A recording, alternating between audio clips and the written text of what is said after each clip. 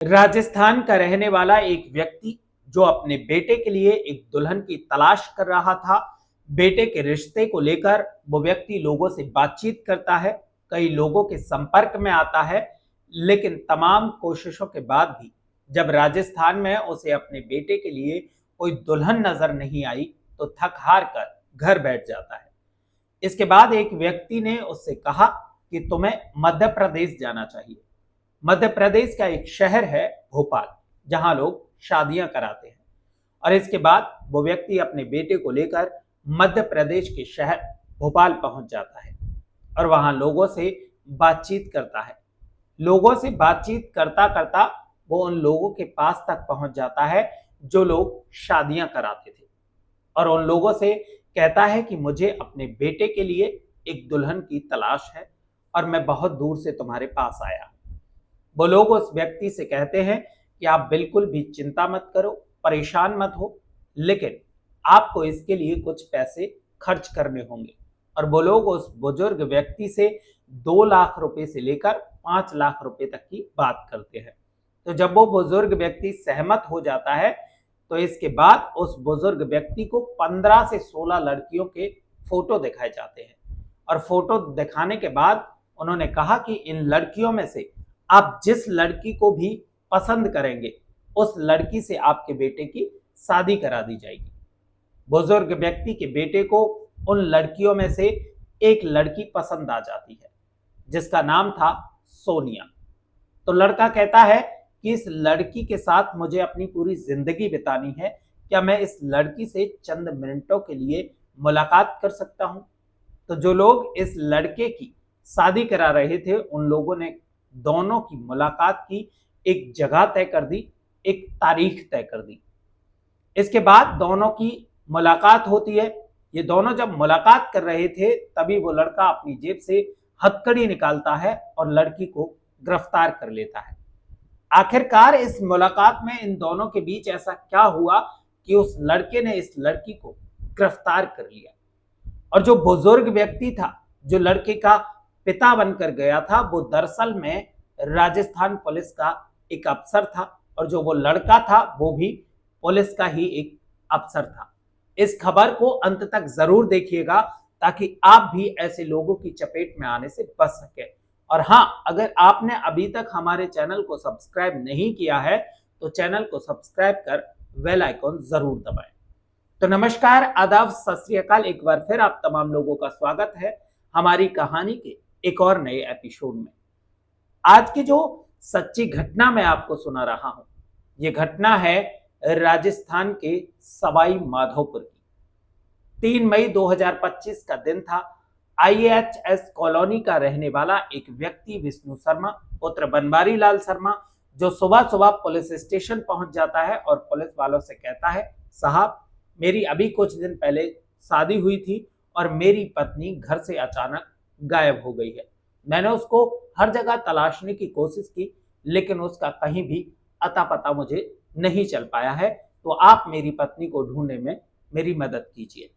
तो पुलिस वाले बोलते हैं कि ठीक है, आप एक तहरीर लिख कर दे दीजिए, हम इस मामले की जांच पड़ताल शुरू कर देंगे। और जब उस लड़के ने तहरीर लिखी तो उसमें कुछ इस तरह लिखा हुआ था।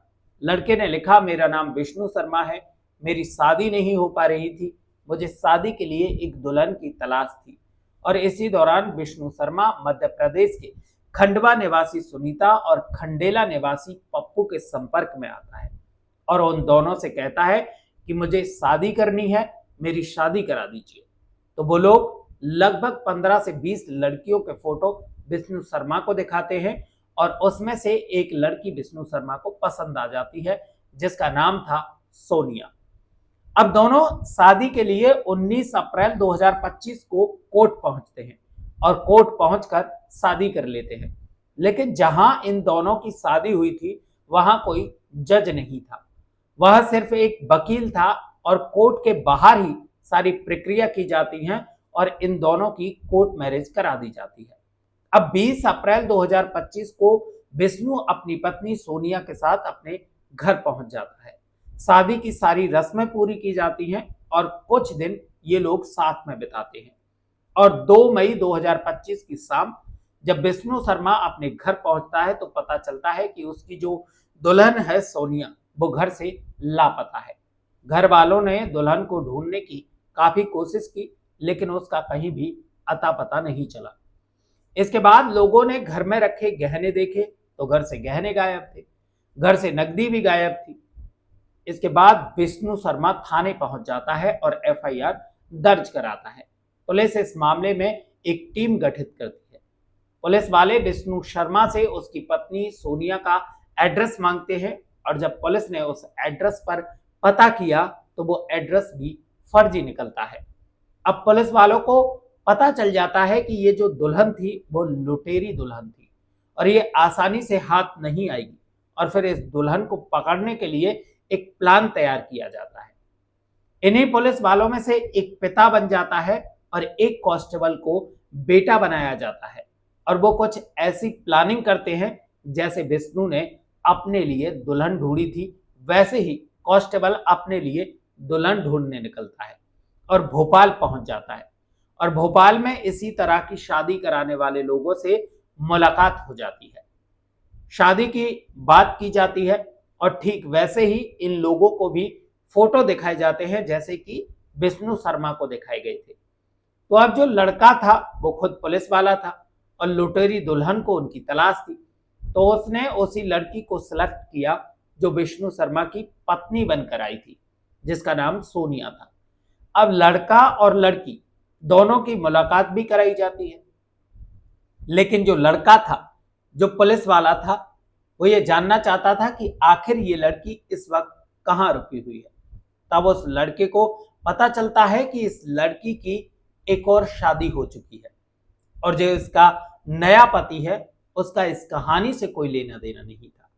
अब पुलिस वालों ने उस लड़की को गिरफ्तार कर लिया और सीधे सवाई माधोपुर के थाने मान टाउन ले आते हैं। इसके बाद पुलिस उस लड़की से पूछताछ करती है। पूछताछ के दौरान पता चलता है कि सोनिया की शादी साल 2018 में विशाल से होती है, जो रुद्रपुर महाराजगंज उत्तर प्रदेश का निवासी था, लेकिन पति और पत्नी के बीच अक्सर विवाद रहता था। आखिरकार सोनिया कुछ लोगों के संपर्क में आती है, जो लोग मजबूर लोगों की, जो गरीब होते थे, उनकी शादियां नहीं हो रही थी, उनके संपर्क में रहते थे और उनके लिए दुल्हन प्रोवाइड कराया करते थे, और इसके लिए बाकायदा उन्होंने कीमत भी तय कर रखी थी।